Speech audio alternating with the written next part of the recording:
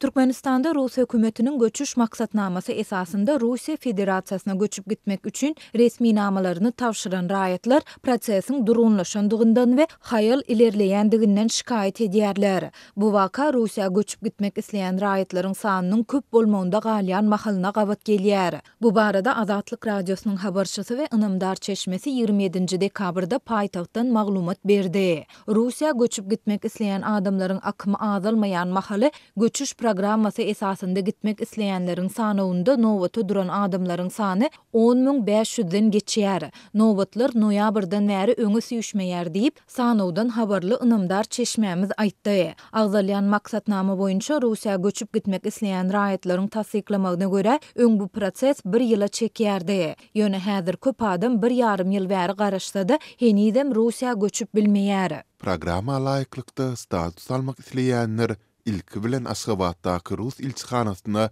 resmi namalary tawşyrýarlar. Bu ýerden resmi namalary barlatmak we ruhsat almak üçin yerli migrasiýa idarasyna geçirýärler. Mundan öň migrasiýa tarapyndan tasdiklanan adamlaryň sany we her hepde Rus ilçihanasynyň web saýtynda peýda bolýardy. Ýöne bu sanaw noýabr aýyndan bäri täzelenmedi. Dip Aşgabatly ýaşaýjy anonim şertde habarçymyza gurrun berdi. Käbir raýatlar bu prosesiň yerli migrasiýa resmileri tarapyndan emeli usulda haýalladylýan bolmagynyň mümkindigini çaklaýarlar. Olar munyň sebäbini soňky ýyllarda häkimetleriň ilatyň daşary ýurtlary köpçülikligiň göçüp gitmeginiň ýygyderli öňüne almagy çalşandygy bilen düşündirýärler. Azatlyk gurrun edilýän ýagdaýlar barada Russiýanyň Türkmenistandaky ilçihanasynyň web saýtynda görkezilen telefon belgilere jaň edip maglumat alyp bilmedi. Şeýle-de redaksiýanyň paýtagtyň migrasiýa idarasyndan telefon arkaly kommentari almak synanşyklary hem häzirlikçe oňy netije bermedi. Habarçylarymyz ýurtda dowam edýän ýeti ykdysady kynçylyklaryň we giň ýaýran işlediligiň arasynda soňky ýyllarda etniki gelip çykyşy Rus milletinden bolan Türkmenistanly raýatlaryň Russiýa köpçülikligiň immigrasiýasynyň dowam edýändigini aýdýarlar.